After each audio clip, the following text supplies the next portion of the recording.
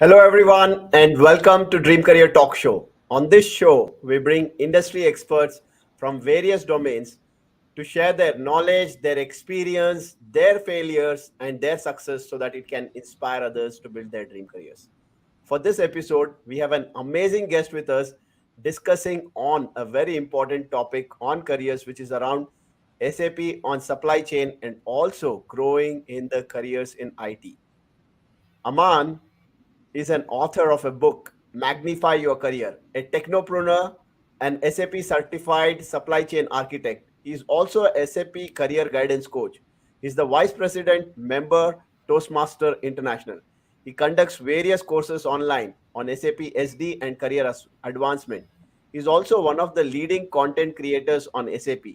His aim through his courses and content is to bring awareness about focusing on right strategies and not just merely relying on technical skills when looking for a job or advancing in career, and also not being ignorant about one's strengths and playing to one's full potential. He is on a mission to transform 1 million working professionals to discover their true potential and magnify their career in this ever changing digital world in easy and the fastest way. His vision is to create a toxic free workplace where people get freedom at work and their opinions are valued and respected. Aman, I've been watching your journey for quite some time, and I think what you have accomplished in your own career, plus what you are doing today with your mission to help those working professionals, is amazing. So it is an honor to have you on Dream Career Talk Show. Welcome to the show. Thank you so much for that. Thank you so much for this opportunity. I'm really feeling privileged to be sharing the stage on this talk show. I've been watching this talk show very regularly. You've been bringing in so many excellent people. I think the kind of experiences that they are sharing is really helping the people to advance in their career or to build their dream career. I really, I'm kind of really fan of this show, and I really watch the show. I'm really looking forward for this discussion. Thank you so much, and yes, I thank you so much. Thank you. Thank you for being here. And I see we can also see your book here, Magnify Your Career, which is coming very soon. Right. So, how did you magnify your career? Like, did you always had this SAP as your career, or how did you get started with this career? And today you are like impacting and inspiring so many professionals to grow in their career. So, where did this journey start for you? Yeah, just to start with a bit of background. So, like a typical ordinary guy, even I started my journey after my MBA, and I was really struggling to get a job initially after completing my MBA. Though I have a good track record, good academic records, but it was really tough to get a entry into the industry because everywhere one simple question was asked, one basic question: Do you have experience? Till now, I never understood how come a graduate who just completed his education will have experience. So since then, I really struggled to get into an industry, and after a lot of struggle, I started my career in marketing, and then I struggled for almost 5 years to get a stable income. And after that, with the help of one of my friend, I understood that SAP is the platform which is more suitable for my strengths and potential. And from there, I started and I got into SAP. And from there, I evolved, and today I reached a position where I'm one of the highly skilled SAP professional, I would say, and the skills, the experience that I learned over the years, I'm also imparting this to most of the working professionals or the graduates who want to transform into an IT industry. So that is how my journey started, and it was not an easy journey. A lot of struggles in this journey, and it took a lot of time for me to come through that swamp and then start my journey in the IT industry.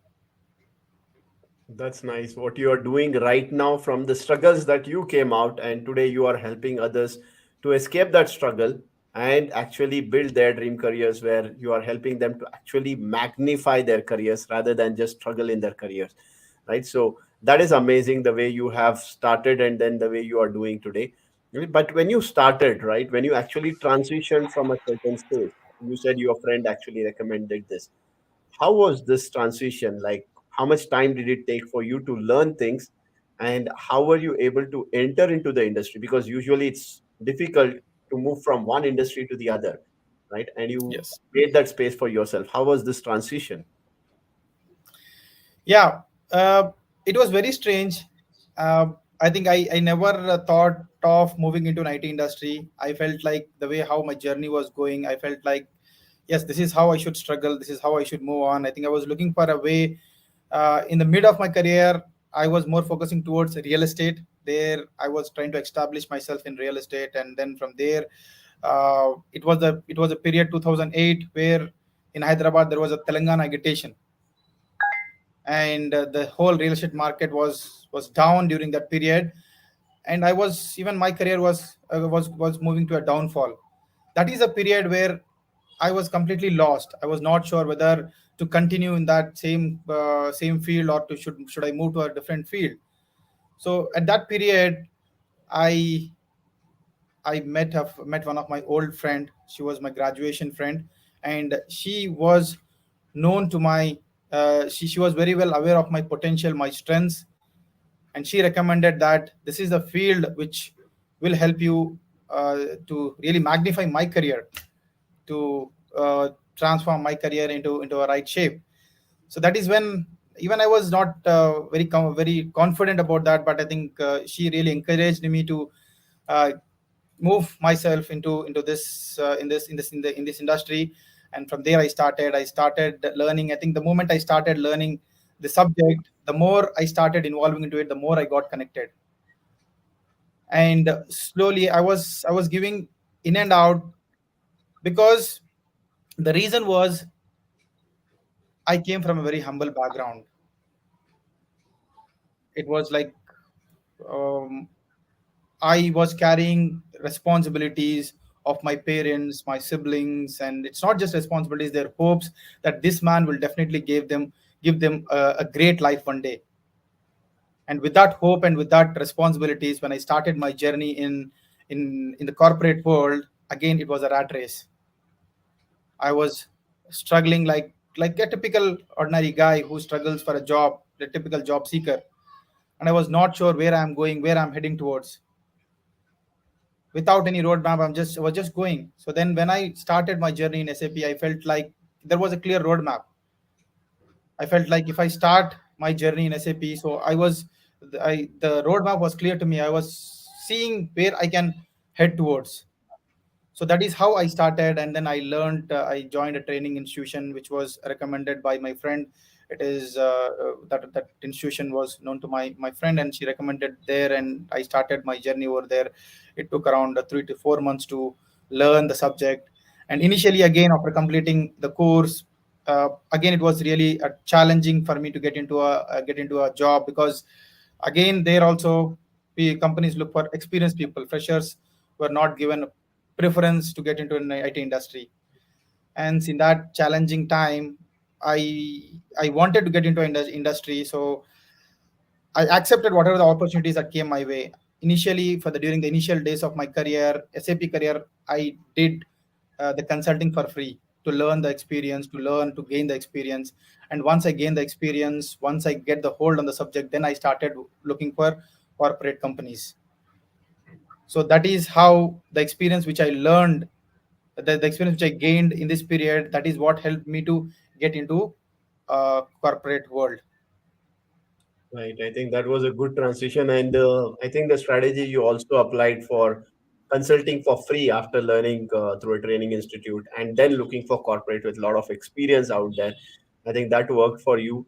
And how did the management degree help you? Right. You were already an MBA, right? And you were looking for job. You said initially after MBA also you struggled and then you got into this. Did the management degree help you in terms of making some good money initially or later? How did it help or did not help? What happened with this? Yeah. See, this is the misconception which most of the people have. The management degrees will give them a good job, so the high paying salaries. Even I was under the same misconception. honestly speaking, until certain stage, my career was just going influenced by others. Since childhood, I was always been influenced. When I wanted to get into a residential school, my parents told me that, oh, if you go to a residential school, how can we live? We cannot leave you to go out and study in a residential school. When I asked for a Ranger cycle, the Ranger cycle at that time. So when I asked for that cycle, they gave me an Atlas cycle, saying that if you take that cycle, you will fall down. Take this one. And then when I wanted to do engineering, they said, if you go to engineering, people will do ragging. You will suffer a lot. Don't do engineering, do graduation. So like that, every time I was got influenced. And yes, the one reason why my parents never told me that they all that they are doing, because they cannot afford that. They always they always convinced me, saying that they love me so much, hence don't want to they don't want me to do that. But that is how I got influenced. Again, MBA I did because I got influenced by people that saying that, okay, if you do MBA, you will get this, you will get that. And then that really made me to do MBA. And then after doing MBA, I was again under a misconception that, okay, immediately after completion of MBA, I'll get good jobs. And as I said before, after completion of MBA, when I started attending interviews, again, I think I failed in 50 plus interviews after completing MBA. So people were like, they were. I think I started attending interviews in corporate companies, and my communication was one side because I came from uh, a remote area, remote place, right? There, you know about that, right? The communication skills were not at up to the mark. And when I started attending interviews, communication skills was one thing, and the second thing was the confidence levels. The confidence levels were very poor. I was really not confident about it. Only thing which I was confident was I felt like my MBA degree will give me a job, but that was not the case. And honestly speaking, when I attended some interviews, they said you have an MTI. Mm. Then I didn't even know that. The day when someone told me that you have an MTI, I came back and I was looking in the mirror and saying, what is MTI? Why my eyes are very good? Where is MTI? Then later I realized that it is not an empty eyes. It is like magnetic influence, which they were pointing me out. So these were the factors that were really stopping me in getting an interview, clearing the interviews and getting a job. So that I realized very late. I was completely relying on the master degrees, and initially, to be honest, initially master degrees didn't help me to get through to get through the corporate world. But in the later stages of career, that they really helped me. That really helped me to take my positions to the next level. Okay. And I think a lot of people, again, in the mid careers, right? They tend to see that master's degree is the way to go through, right? Because they are going through a lot of struggles. They are not able to accelerate even after having technology skills. So you have been also coaching a lot of professionals there. So what is the way that you have figured out, or how do you see that they can actually accelerate their career growth? Is it MBA, or is it, what is the next alternate for them otherwise? Yeah, yeah. Another point which I see most of the people who reach out to me, they say is one is MBA degree, second is technical skills. Say they believe that, okay, technical skills, having a strong technical skills is what will take them to the next level. Even I was one of them. I'm not different. I was one of them. Even after getting into an SAP world, I was under the same misconception for almost 5 years. I felt like I was learning, I was moving from one module to other module, learning multiple modules. That's how I have grown as a supply chain architect. But I was just focusing on technical skills. But after spending 5 6 years in this IT industry, I learned that technical skills are not just enough. You also need people skills. You also need to be, you should be presentable. You should have the skills to present what you know. You should increase your visibility. You should increase your visibility to the higher management. People should know your skills. You should also do the research on what kind of job fits your strengths, fits your skills. So don't accept the job whatever comes to your way. Understand what exactly are your skills and try to match it with the roles and responsibilities that the job has. So based on that, you should first do a kind of research and then improvise your strengths, work on your strengths, maybe people skills, work on your interpersonal skills, work on your communication skills, work on conflict management skills, understand which areas you are strong at, and then improvise your strengths. Then once you improvise your strengths, once you work on these people skills, connect these people skills with your technical skills, and then be presentable. You should be able to present what you know, and then increase your visibility as well to the top management, or if you are looking for jobs outside, increase your visibility to the people, to the recruiters, to the hiring managers, where you should know whatever your skills are, whatever your strengths are. If they are not known to anyone, they are of no use. Right. So that is what even I was lagging. I was keeping my skills with myself. I was never using any platforms to present my skills to the higher management or to the outside world.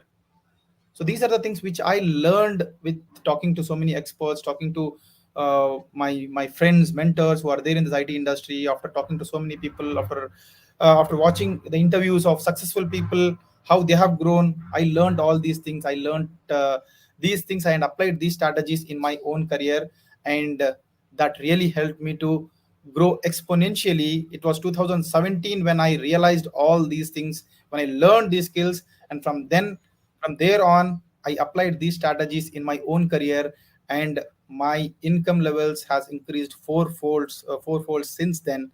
And I've also grown to the top level management. My name was noticed in the top level management, and the colleagues, the people around me, they started getting influenced by me. They started getting inspired by me. So That is, that is what I would say. Yes. yeah, I think that's amazing when you are able to inspire others by whatever you have done today, right? And I think you rightly pointed, it is not just about the technical skills or nor about the MBA, but it is about the real skills that you keep acquiring. And you spoke about presentation skills, communication. You also spoke about creating that visibility, because if you're not visible, how do you grow, right? So you Correct. started doing this. But going back now again to your technology part, right? You spoke about how you actually became a solution architect. Now, even before like somebody wants to grow as a leader, right? They have to like have the domain expertise. So how did you get this expertise? And if somebody has to become a SAP solution architect, it may be again, it can be supply chain, right? How do they do that? What kind of skills do they need to acquire? What kind of modules they need to learn? How can they do this? Yeah. See, basically, this is what happens when anyone starts their career. We start with some basic knowledge or basic module or basic work we start with. So once we start with that, we need to slowly improvise ourselves. So most of the people, what they do is they get stuck at some point, and they find hard to learn and explore other areas apart from their regular day-to-day job. So the most important thing what we overlook is, if we continue to do the same work every year, it might add experience to the certificate, but not to the not add to your expertise level. Right. Hence, Right. always I recommend people to explore other areas apart from what they are doing as a day-to-day work. So like if I have to give back my journey, right? I started as a sales and distribution consultant, and then I added purchasing and procurement, and then I worked on logistics execution, SAP LE, then project systems, and I covered majority of the supply chain areas. So hence I have been here. And one of the other thing was, I kept myself away from finance to a long time, because I was very scared about that debits credits. That was like going top of my head whenever I look at debit credits. But if you want to be a leader, you should not stop yourself. If there is something which is really scaring you, you should clear that off, and then you should go and try whatever you can to learn those things. Then I learned from the basics. Though I was not from a commerce background, I learned all this accounting principles from the basics, and I got a fair understanding on finance aspects as well. Now I'm also handling a project in finance, because that was the one area which I didn't touch for so long. Hence, I thought, let's also clear it of that. So to become a solution architect, to become a supply chain lead, you should have a knowledge on the end-to-end. You should have the control of the end-to-end solution. So if you really want to grow to that level, if you want to become that level, have a clear understanding about the end-to-end solutioning of a system, so that you can have the control of the solution. So if someone comes and gives you a solution, you should be able to, at least, maybe you might not require to have an in-depth knowledge, but you should be able to assess whether will this have any impact on the other areas, whether will this be a viable solution or not. And whatever the skills that you are learning, you should also connect, as I said, connect with the strengths to present that well to the client and to the project team. So when you can present yourself well, the skills whatever you learn, that is how you grow yourself to that level. Great. And SAP solution architect, like you started building yourself there, and you also became a leader. Now, if somebody has to look at percentage wise, if you have to distribute, right, between the technology skills or the technical skills and the domain knowledge, right, or if I have to also call the third part as the soft skills, for a solution architect, if you have to distribute this, how much percentage should be the soft skills part, how much percentage he should be like good at the technical part? It's a good question. I would say 30 to 40% is what your technical skills are. Rest of the things, once you grow to the next level, it's all about your people skills, it's all about your presentation skills, it's all about your communication skills. So even within communication skills, there are more deeper concepts. What kind of communicator are you? Are you an aggressive communicator? Are you a passive communicator? Are you, how are you addressing people? So that communication skills, and how good are you at listening to others? So these things really plays a great role in transforming yourself to a leader. And on top of this, you should also learn the conflict management, persuasions, negotiation skills, and all these things really plays a vital role in transforming yourself to a architect or a leader, where you can have, see, learning skills is easy, but presenting that skill to the team and building a bridge between your solution and the people is the key. Right. So when you are able to build those skills, when you are able to take yourself to that level, that is when the actual transition starts. So if you just rely on technical skills, you will not be able to take your journey to the next level. So I would say that it is 30 to 40% is what your technical skills. Rest of the 60% should you focus on the people skills and your presentation skills. Right. I think I agree with that. Like for a solution architect or any critical role like that, it is a lot of stakeholders you are dealing with. You should be a good listener. You should be able to communicate well and do a lot of things, which is not just technical, but also a lot of those soft skills there. Right. But if somebody has to specifically enter into SAP, right, and in the supply chain, if they have to become a solution architect, right, do they have to have the knowledge of supply chain? Like, did you come with an MBA with supply chain, or how did you understand supply chain, and how important is it to understand the domain knowledge or the industry knowledge about this? Yeah. See, I started my journey as a sales and distribution consultant because I had some sales experience in the as a domain knowledge. Right, I started my career as a sales executive, and then that's how I moved here. So having a domain experience is preferred, but it is not must.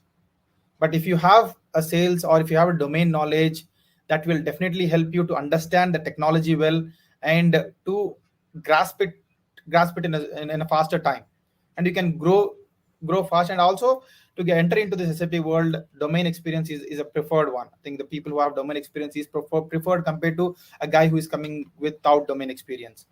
So having domain experience will definitely add value, but it is not must. But I would definitely recommend to have some kind of domain knowledge to enter into this SAP world, because if you have that experience, right, you'll be able to easily connect to the subject.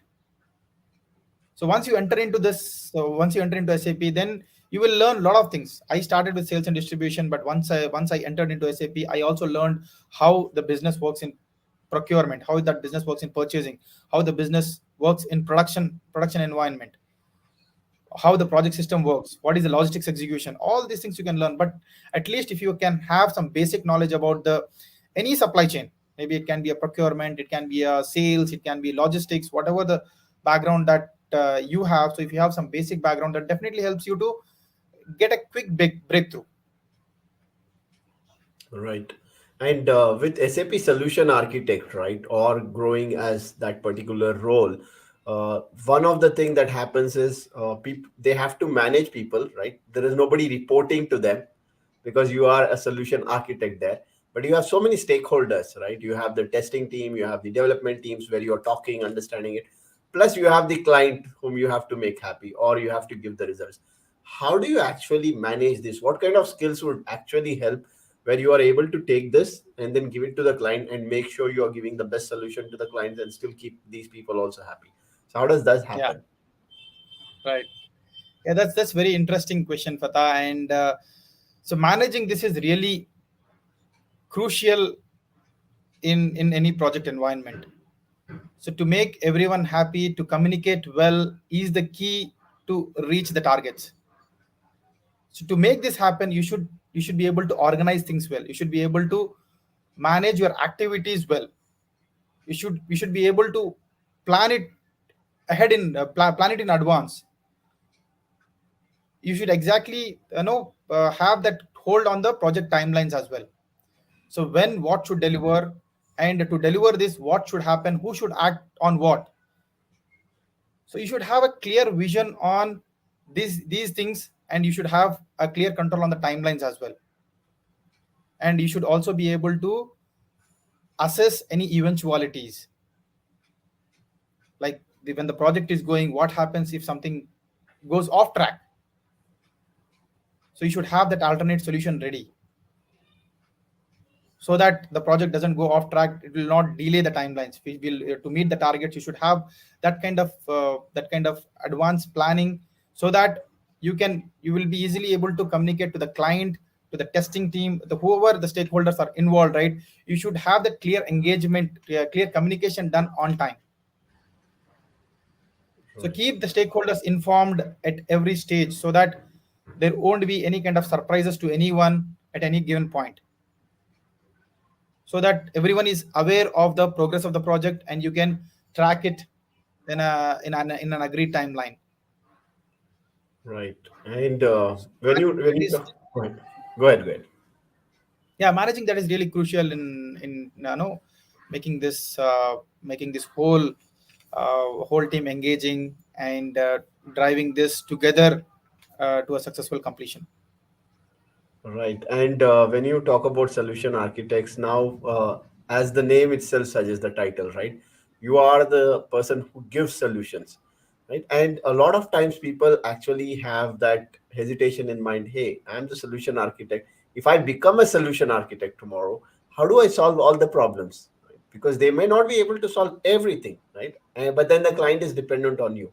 How do you look at this and how do you handle it? Because a lot of times you might be able to solve, but there would be times when you are not able to actually come up with a solution. So how do you look at it from the solution architect point of view? Did you face any challenge around that, or have you seen people facing the challenge, and what is the way out of this? Yeah, all right. Yeah, this is where your problem solving skills comes into picture, Fatah. So when you look at a problem, don't look at it as a problem. It's a big problem, or I think that is where people get stuck. So break it down. When you have a problem, when you're stuck with something, break it down. Why exactly? What is get to the root cause of it, and break that into subsections or subcomponents, and see who can resolve what. So you, as you rightly said, you cannot resolve every problem. You don't know the solution for every problem that occurs. So there will be someone who can resolve that problem. So when you break it down into sub parts, right, you will easily able to identify who can resolve what, and then from there delegate the things who can fix that sub components of the problem. Delegate that. And as you rightly said, you might not be able to solve the problems, and communicating to the client at the right time is really important. So when you see that yes, you will not be able to resolve this problem on time, be clear. inform all the necessary stakeholders that yes, we are stuck here. Be transparent, be clear on where you are stuck, right? So and inform the people that yes, we are stuck here, we might need some additional time to fix this problem. We are stuck here, we are working on it, we will be able to complete this. Give the next timeline when we will be able to resolve this problem, so that they work on some alternatives. Right. So that kind of having that clear communication is one thing. And the second thing is, so don't consider whenever people get stuck at any problem, right? They feel like, oh, there is a problem, and they get stuck there itself. They will not think beyond it. So first break it down into sub-components. Why that problem is, what exactly has caused this problem. Get to the root cause, and there you try to see who is the right person to fix this problem, and then take the help from them, and then try to move on. I think that's a beautiful approach you shared about, right? It is not just looking at, hey, can I solve this problem myself, or actually trying to break that big problem into pieces and then see, hey, can I delegate some part of it? Who is the expert on this? And then how do I actually look at in pieces so that I don't have to look at everything at once? I think that's a beautiful approach you shared about. But Aman, at times there is a challenge where uh, projects, we know, like the way they start, right? Project managers would have communicated something to the client, and the way we would be doing as a solution architect, sometimes we would have done certain things, or because of the team there would be things which would have gone a little against the project, right? Or maybe like you would have, there would have been failure in certain module or certain thing. So how do you look at this? Like, is it fair to communicate to the client and then getting that buy-in to actually fix that, or when the client is not aware, you still take that time out and then fix it? What is the best approach that a solution architect can take? Because it's sometimes go back to the client, and the client may actually, you might have the risk of losing that project, you might have the risk of losing that job or that position. So how do you take an approach in this particular scenario? Yeah, this is another critical stage of a project, Fatah. Yes, you rightly said. Like most of the people will get into the situations. Even I had the situations in the past, in my experience, see where we will not be able to deliver to the client expectations at certain times, right? If client would have certain expectations and they would want this to be done at some time, at some point, but because of several reasons, we would not be able to reach there. See, the best part is if you know the solution, if you know that yes, you definitely need some extra time, by then you'll be able to complete it. So communicate this to the client and give some alternative to him. For example, because uh, client is relying on your deliverable to complete his task. Now when we are not able to deliver, when we are not able to complete this delivery, and his work gets stuck, right? So hence try to give him an alternative. Meanwhile we complete this task, you can take this alternative, you can complete your task with this solution. Meanwhile we will complete the work what we have committed. So we will, when we are sure that okay, taking some additional timeline, we will be able to complete this. Because of some reason, let's say there is a huge pitfall and we were not able to, complete the task what we have agreed for, then it is fair to go back to the customer and say that yes, we agreed on this, but because of some reasons we will not be able to deliver what we have committed. Instead we will give you an alternate way. So rather going at the last minute and telling him that no, what you said, we are not delivering, but what we could do, we are doing this. So instead of going back and telling at the last minute, after after all the damage has been done, instead go back upfront and tell that this is what the situation is, and this is what we have committed, and this is what we are not able to deliver, and this is what we can do to fix the problem that you have. So that is the approach which I would say. If you are clear with the solution, then take some additional timeline, make the necessary arrangements to let the client go ahead with his approach or with his operations, and then you carry on with your solution. If you are not clear about the solution, go back to the client and say upfront that this is a problem and we will not be able to deliver what it is, and we will go with an alternate way. Great. I think what you mentioned is a great approach, and especially communication again becomes the key, right? Rather than Yes. keeping it away from customer, you go to the customer, talk to him, give something alternatively which he can utilize, and then meantime you build the solution or you fix whatever is broken there. So I think this is a beautiful approach. Thanks for sharing that. And but then you were not a technical guy, right? Let me take back. Let's go back to the journey from where you started. You were from non-IT, and then you got into IT. You learned a lot of IT skills, right? But there are a lot of people who actually want to do that transition, right? But they are stuck because they believe, I'm not coming from that computer science background, I don't have programming skills, I may not be able to sustain in IT or grow in IT. So how are you coaching these professionals today? Because I know you have been coaching a lot of non-IT professionals to transition into IT. What are the step by step process that you follow that helps these people to enter into IT and grow? Hmm. Yeah. Yeah, this was even my misconception, Fatah, when I started when I started thinking about getting into an IT industry. I felt like I should be from a computer, not technical background, computer background. Yeah, as I said, during graduation as well, I wanted to do BSc graduation in computers, but because we were not able to afford it, I did in uh, in general BSc. I didn't do computers. I just want to share one experience uh, when we talk about computers, right? Uh, I had during the graduation days, I had the desire to learn computers, to learn how it looks.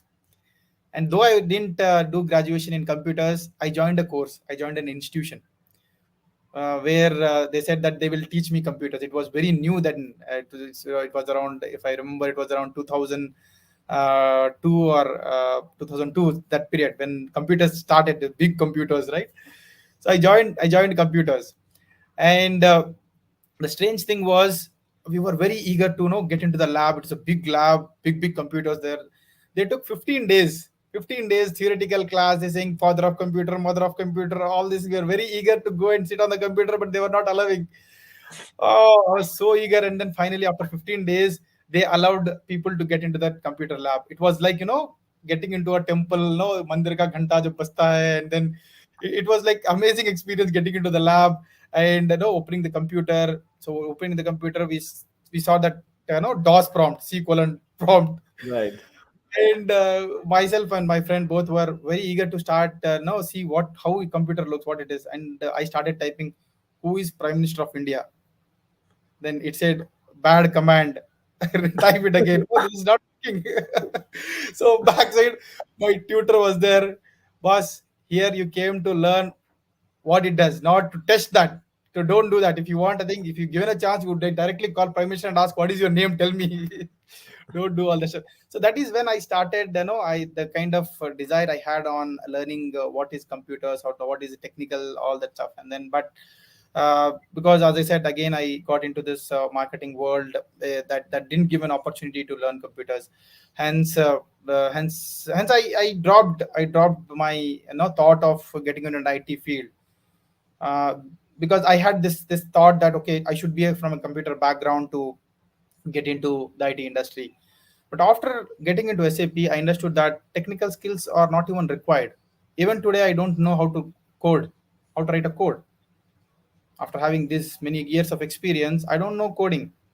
It's all functional skills. It's all like if you have, what I would say is SAP is all about having a good business understanding with a common sense. So that is enough for anyone to get into an IT world. So no one requires a strong technical knowledge. It's only you should have some basic domain experience. If you have, that is good enough to start their journey in SAP. Right. I think that's really helpful there, and I think that's the start. And of course, SAP has multiple domains there. There is functional, there is like technical modules. It again depends on what you want to do. But of course, anybody, even from non-IT, can get into IT, just like Aman and many others have done it. I think that should be the inspiration for many people out there to get into IT, right? And after you got into IT, you mastered the technical skills. You mentioned you learned multiple modules, but then you said at a one point of time, 2017 or so, you said, I started to grow very fast, right? Four times, four folds. How did this happen? And what kind of skills did you start acquiring that actually helped you to magnify your career? Yeah. Yeah, that's a transition journey, I would say, Fatah. The first thing what I did was, so far, whatever I was doing, like I was just accepting whatever comes to my way. I was not even thinking that should I do this or not? Is this fit to my skills, fit to my potential or not? I was never thinking about it. Whatever comes to my way, I was just accepting and going ahead. And I was never saying no to anything. Whatever comes, just say yes and go ahead. Yes, boss. Yes, boss. So that is how my attitude was till then. And I was not even looking at what kind of role I'm playing, what kind of job I'm doing, what kind of duties what kind of roles and responsibilities am I doing. Since then, I was going in that path. That is the moment when I started. Okay, this is not going to work. So that is a moment when I started exploring about the opportunities which fits my strengths, my potential, my skills. And I didn't accept any interview calls or any jobs I which my skills or my strengths doesn't fit. I started accepting the role, responsibilities where my strengths, my experience will fit. And that the discussion what I had was a kind of, it's not a one-way discussion where they are just interviewing me and then I'm accepting their offer. It is like a two-way discussion. I was also challenging them. Okay, this is what I want. This is how I want to grow. This is how I want to be placed. This is what the role I want. When I had an agreement with these discussions, that is the role which I accepted. That is where I decided, no, I'm not gonna let go this opportunity going forward. I am not going to do what I have done so far. I'm going to do differently this role. I'm going to play a different role in this career, in this job. So that's how I started. I got into a job which exactly fits my interest, which exactly fits my role responsibilities and aspirations as well. I always wanted to play at a next level. This role gave me an opportunity to play myself at a next level. And then after getting into that role, then I started playing a role always at the next level. I never played myself to the role, to the duties which I was given for. I always started operating from the next level. I was always thinking what my boss is doing, that is what I should do. And I started increasing my visibility. I started looking for the platforms, whatever the platforms that are there within my organization. I started to present my skills. So though it is not part of my responsibility, my roles and responsibilities, my duty, I started presenting my skills across on those platforms so that I get visibility. So Right. that's how I got visibility across the top management. Now in my company, I am a known personality on the top management because I have utilized those opportunities. I increased that visibility. So people know me because of my skills, because of my presentability. And that is how I started. Again, I retrospected myself when I started this journey, right? I retrospected myself. I understood what my strengths are, what were the strengths that people were really appreciating me, what were the strengths that really helped me to come to this stage. So let's work on those skills, let's polish those things. Instead of going around everything, let's pick up the strengths which I am strong at and polish them. So those are the skills. For example, let's say problem solving skills as one of the skills which I said, and then conflict management. So these are the skills which I was very good at. Team handling skills, team management skills, all these things which were, and training. Third one was training. I used to train more than 100 people within my company. So these are the skills which were really helped me to come to that stage. So I was not paying attention to those things. Hence I thought, let's bring these skills again back. And then I started giving polishing these strengths and then improve, utilizing these in my job roles and responsibilities. That's how I have grown every year. I have been rewarded as a best employee for consecutively 3 years. The moment when I Wow. this. That's amazing. And I love the approach you shared. And I think that's the approach everyone has to take if they have to accelerate and magnify their career is start doing the role of the next level, right? Do not just get stuck with what you are given. Only when you go to the next level and start doing the next level work, when you start creating your visibility, when you take part in initiatives, right? That's when you actually magnify your career. I think beautifully explained there, Aman. And now you have also written this book which is coming up very soon, right? Magnify your career. So what is covered in this book and who can get benefit out of this particular book? Yeah. See, in this book, these are all my experiences, Pata. Just to give a short background on why did I write this book, it was like yeah, since beginning, right, I had that when I was in struggling days of my career, I had a desire. I promised myself that if I am successful at some point, I have to give all my knowledge back to the world. So that is what I promised. But as I got into this corporate world, family responsibilities, I got so preoccupied that I didn't get an opportunity to work on giving back knowledge to the people, to the universe. And then again, as I said, COVID was the period where I realized that I it was not just the corporate life that I have to live. It is also my uh, I have to live the life for the purpose, and the purpose of my life was to serve people, to give back whatever the learnings that I had. That is when I started my mentorship programs. That is when I started writing content on social media, which is helping people, and that is what inspired me to write this book as well. So in this book, I'm sharing all the real life experiences, struggles, and challenges of of a normal ordinary guy. And I'm also sharing a 3-step model that I implemented myself, that guides working professionals to magnify their career in this ever changing digital trends. I crafted the knowledge in this book that I gained from working with thousands of working professionals, learned from top leaders and mentors. So this is more than a theoretical book. It also includes a practical step-by-step process to magnify each one's career. And this book not only covers the career development, it also covers a variety of important topics that can assist working professionals to improve their personal lives and also well-being. So that I learned, that I have started implementing in my life as well. So magnify your career.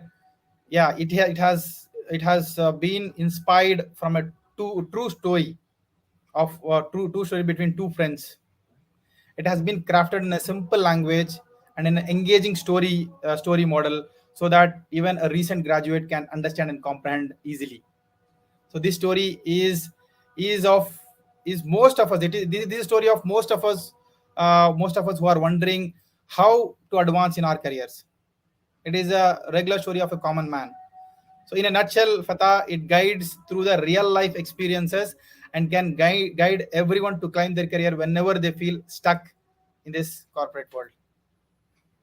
Amazing. I think this is definitely going to help a lot of people there, right, who want to magnify their career. And of course, this is going to be soon available on Amazon. So, people who are watching us, keep a track on this particular book. It's going to be available on Amazon. And you can also start following Aman. Aman, I think you are available on all social media channels. Any preferred channel where you want people to connect to?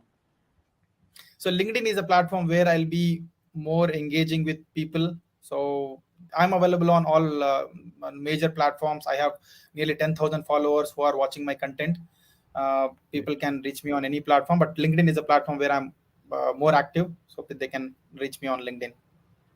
Great. So, people who are watching us, you can reach out to Aman Sharif on LinkedIn, and he's, of course, available on different platforms, including YouTube. You can see his content there, right? And keep learning from him.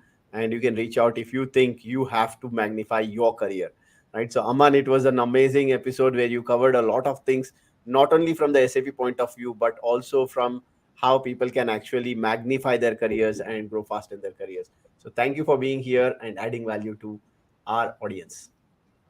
Thank you so much, Fatah. Thank you so much for giving me this opportunity. I really love this platform, and I really wish you all the very best, that you cover thousands of shows and you also start this streaming on the live television as well. I wish you Thank all the best to take this channel to the extreme level. Thank you. Thank you so much, Aman and Aman. And thank you everyone for who have been watching us, because this is going to change your career if you are able to not only listen to this, but start implementing whatever Aman implemented. Because if Aman can implement this and magnify his career, and through the same process, which has helped a lot of professionals to magnify their careers, you can also magnify your career. So, with that, thank you and have a great time. Bye bye. Thank you. Bye bye.